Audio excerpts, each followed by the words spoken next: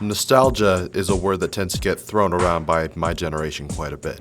According to the Merriam-Webster dictionary, it's defined as a wistful or excessively sentimental yearning for return to or of some past period or irrecoverable condition, or the state of being homesick. These days, the word gets used so much and so often that its meaning has become less and less serious as time goes by. People tend to use the word nostalgia to generally describe the past rather than what nostalgia actually conveys. That longing for something that you can never capture again. But for me, there's one activity from childhood that manages to perfectly elicit that sense of wistfulness, that longing to go back and just relive the events of the past one more time. And those are games.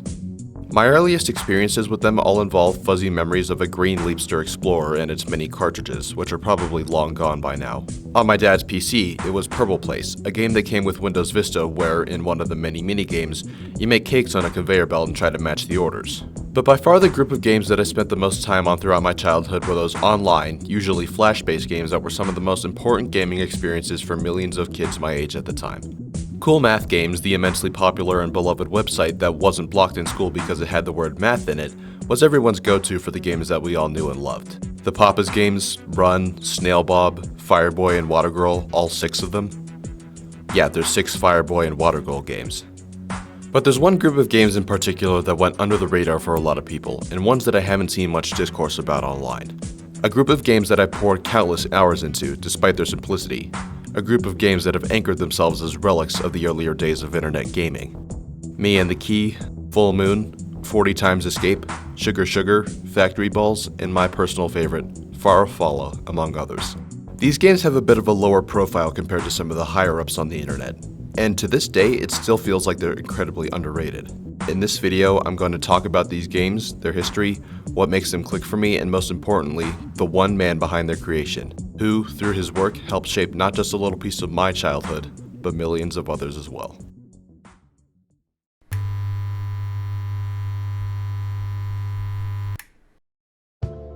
So, before I go any further into these specific games, let's talk about the developer behind them.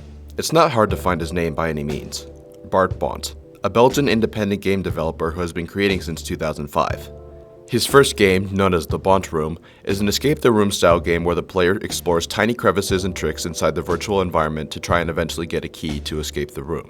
Over the next 12 years, up until 2017, Bonte would create over 50 more games made on both online and mobile platforms. But by far the most impressive aspect of these games beyond their quantity is their quality, in the sense that every single one of Bart's games is made by himself. All the music, graphics, programming, everything that comes together in the final game was created by him. In recent years, Bonte has shifted away from Flash development after its deprecation at the end of 2020, and he's moved on to more mobile games such as the Color series, which we'll get to later. Beyond this information, there's not a lot else known about Bonte, and in my opinion, that's not such a bad thing. In a way, it complements the mysterious and puzzling nature of his games, the games which I'll get to now. Bonte's games are unlike the previous games I mentioned in that there's a specific and deliberate lack of instruction provided for most of them. Sugar Sugar makes it clear what it wants you to do, but the techniques that you use to correctly draw the sugar into the cups get more and more abstract as the game continues. In 40 Times Escape, the player is tasked with simply escaping a firmly locked door 40 times, and the rest is up to us to figure out. Let's take a look at these games individually, starting with Me and the Key. This is one of the first games that I can remember playing by Bart, and its goal is simple. Find the key, move on to the next level. Sounds easy, but as the game progresses, the methods of finding the keys get progressively harder as they weave through different game mechanics like Pong. The game is populated by penguins, which are only a little slightly disturbing to look at, because they are certainly looking at you. That one level with the TV still haunts my dreams to this day. And I distinctly remember this particular level with the bouncing ball as being one of the most single-handedly difficult parts of my life. Try it yourself, you'll see what I mean. The ending of the game involves one more incident with the penguins looking through a keyhole, and the game ends right there. Me and the Key 2 is very similar to its predecessor, with some variations in the game's color scheme and level design, such as incorporating a snake-type game and additional levels of complexity. Me and the Key 3, however, is different. Unlike the 2 previous games, the graphics of Me and the Key 3 are completely changed. The penguins are no longer placed in an abstract circus backdrop and are instead in their natural habitat, an iceberg environment. The penguins are drawn in a more two-dimensional, recognizable manner, and most notably, there's absolutely no background music for the entirety of the main gameplay, unlike the previous 2, which really drives home the surrounding iceberg desolation in a simple but effective manner. In the case of Me and the Key 3, I actually prefer the lack of music to really set in the environment and have our reward of a dance party at the end hit a lot harder than the endings of the previous two games. Let's move on to our next game, called Full Moon, and released on October 20th, 2009 for a game jam that Bart participated in. In an interview with GameDeveloper.com, Bart says that participating in game jams was a great way to unlock more creative potential with his games, as having a shortage of time will often encourage people to make creative decisions that they might not have made if they had an unlimited amount of time. Full Moon's soundtrack is an interesting remix of Bart's work on Me and the Key, in which the main theme is the same, but overall the song is slowed down by a pretty significant amount, which is a nice contrast to the previous games. Once again, the game is made with a lack of instruction. The extent of what we're given is our central rabbit character with a thought bubble and silhouetted objects against the named full moon. It's up to us to figure out what to do next. As the levels progress, the concepts once again get more and more abstract, even incorporating the infamous Tower of Hanoi problem towards the end of the game with some smaller bunnies. Some of the levels are actually a little tricky, especially this one with the wheel where the player has to remember where the red lights are, and this one with the leaves of the rock, where you have to get the timing perfect to complete the level. Full Moon ends with yet another dance party among the rabbit and his owl friends, and the game congratulates us for completing it. Let's move on to the next game in the list, Factory Balls, created over 15 years ago in 2008. The premise of the game is to use the balls in the small storage gear and replicate the designs that appear on a box's label. As with most of Bonte's games, the designs gradually get more and more complicated, some of them requiring surprisingly high amounts of planning ahead.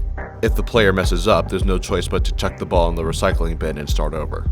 Once you've completed all 20 levels, the bouncing ball from Me and the Key and my childhood nightmares is back.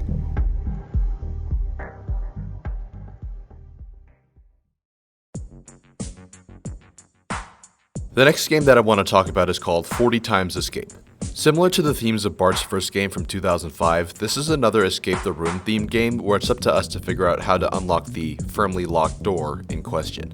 A door firmly locked. But have you got what it takes to escape 40 times? As with all of Bart's games, it's easy to get past the first few levels by finding different methods to make the letters light up, like clicking some buttons on the wall in a certain order, the letters themselves, or other elements of the room to help us escape. The yellow bird that's present in each of the levels is strangely comforting and honestly changes the entire feeling of the game compared to if it was removed. We don't feel as alone or isolated, and it kind of makes us feel, ironically, at home in a way. Finally, we get to the 40th level, which actually isn't one of the harder levels of the game. The door finally opens, leading to a blue sky and freedom. The yellow bird flies away, and we're met with silence after going the entire game with background music. The game finally tells us, well done. You did have what it takes to escape 40 times. Thank you for playing. And the game ends. The next series of games that I wanted to talk about are some of Bonte's more recent ones, the color games, which started with Yellow in 2017. Yellow was originally released as an online browser game, but was eventually released as a mobile game as well. And this was the strategy that the color games used until the end of Flash support on December 31st, 2020. Following that date, the color games have been primarily released on mobile only. Anyway, back to Yellow, the first of the series. Our goal is simply to turn the entire screen yellow by any means necessary.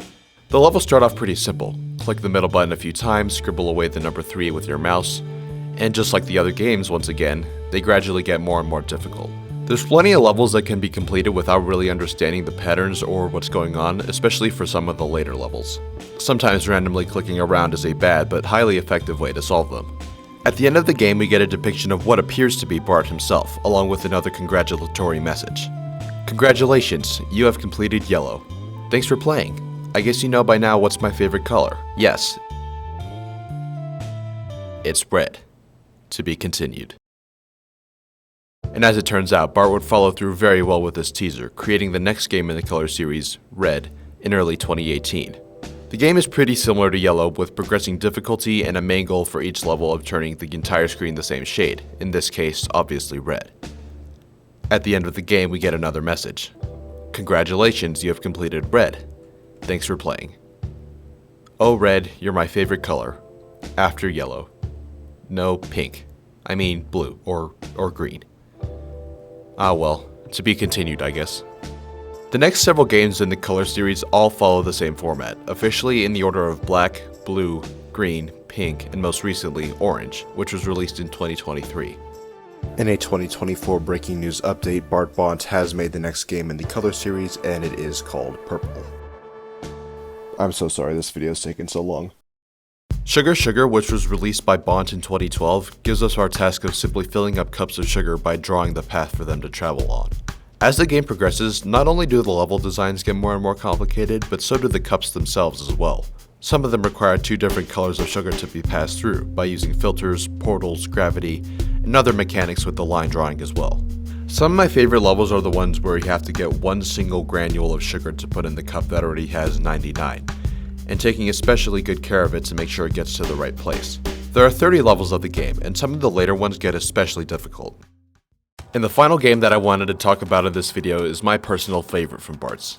It's his simplest, but somehow his most charming as well. Farafalla. The game opens with our protagonist speaking to us. The only thing I know, I'm falling.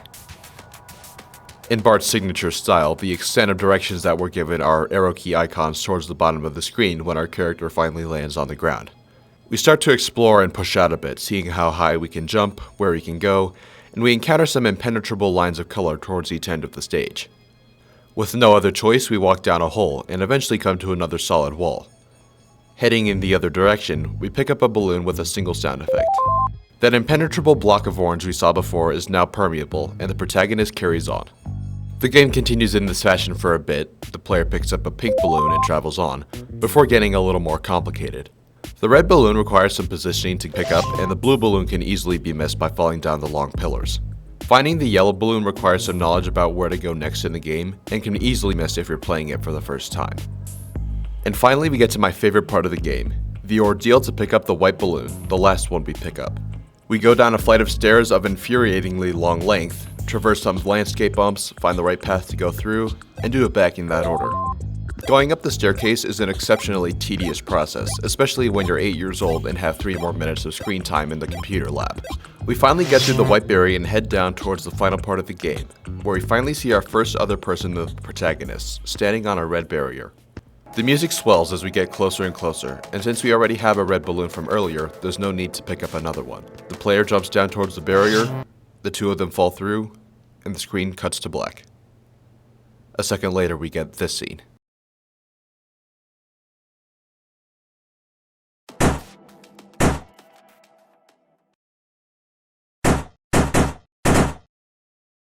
It sounds a little stupid saying it out loud, but there's something about this scene that just really makes it beautiful to me. It feels like our long, tedious process of navigating the maze has been rewarded in some way, even as the balloons above us all start to pop. Finally, we reach the game's true ending, with the game's protagonist and his counterpart walking on the ground amongst a swarm of flying hearts, and the game ends. So, what is it about these games that makes them click for me and so many others? I think it comes down to a few aspects of them, which I'll go over now. You've probably noticed that each time one of the games ends, it's pretty abrupt and simple. There's no real huge reward for your endeavors, but at the same time, we were never really pressured to complete them in the first place. Taking your time is a big part of Bart's games. So instead of feeling mad or unsatisfied at the game's simplistic endings, I actually feel a sense of reward that's greater than if we actually got one, if that makes any sense. Seeing the bird fly outside after completing 40 times escape makes it feel like the struggle was absolutely worth it in the end. At first, we think the ending of Farafalla is just right back where we left off, falling through the sky, but the 2 characters finally hit ground, and we feel that sense of relief. But not only are the endings of the game simplistic, but so are the games as a whole. None of the games that I've gone over, or the numerous other ones from Bart that I didn't touch on, are that difficult to play. They're all very easy to understand, require minimal controls, and essentially anyone with a computer can understand them. However, the levels themselves are a different story when it comes to difficulty. But this makes all the games feel much more enjoyable than they already are. All the sound effects within the games are nicely done too, especially with Farafalla. Farafalla doesn't have any background music while you're playing the game, so you get a good taste of the game's 4 total sound effects. Jumping, hitting the ground, picking up a balloon, and walking through a barrier. They're done really simply but effectively as well, and there's a huge difference between playing the game with them and without them. Another part of the games that I think gives them their flavor is the music. Like I mentioned before, all of the music in Bart's games is done by himself, and it's really good as well. The OST for Factory Balls is a slowed down version of the song called Nightwalker, but other than that, every single song is made by Bart. My favorite soundtracks are the ones to Sugar Sugar, 40 Times Escape, and Red from the Color games. These tracks are pretty laid back with a heavy emphasis on synths and drums, and you'll find a similar theme across most of Bart's music. Compared to the loud, flashy music that a lot of games back in the day tended to use, the music here is really calming and relaxing, and definitely not words that most people would use to describe Flash games. The slowed down version of Nightwalker sets in the industrial setting of the environment for Factory Balls really well. The mystery and abstractedness of the music adds new layers to the games by a wide margin. I mean, just look at the difference between 40 Times Escape and the Bonte Room. Bart released an album called Collage in May 2023 featuring tracks from his previous games, so I would definitely recommend giving that a listen if you like some of the music you've heard in the video so far. But beyond everything that makes the games great, there's one more characteristic they share that I think is the key to giving their signature charm and style: color.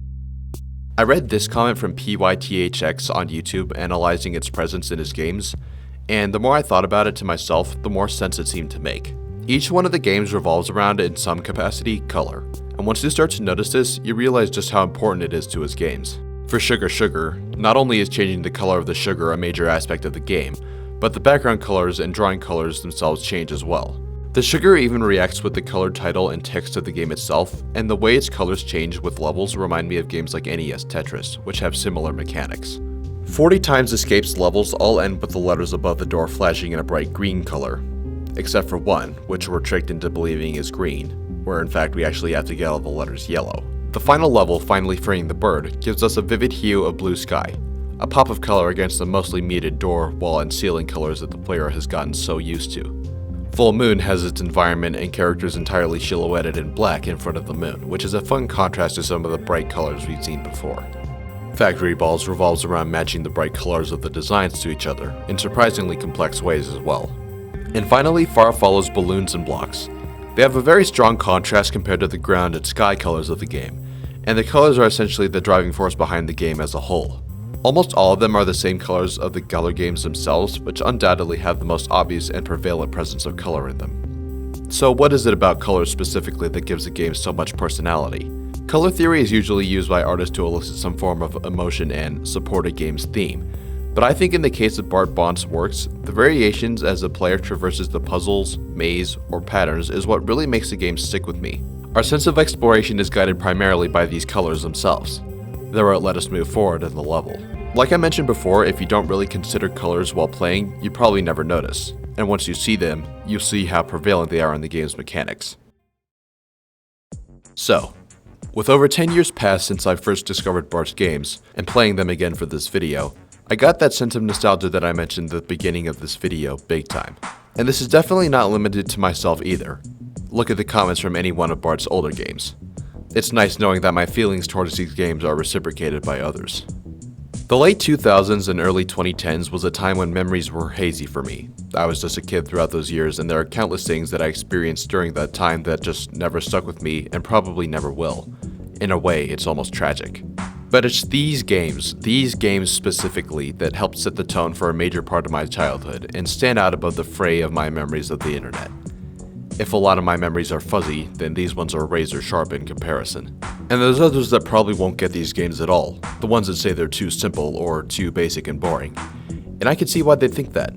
But for me, these techniques that Bonte used to create his games are exactly what makes them so great. In my eyes, not only from 10 years ago, but from today as well.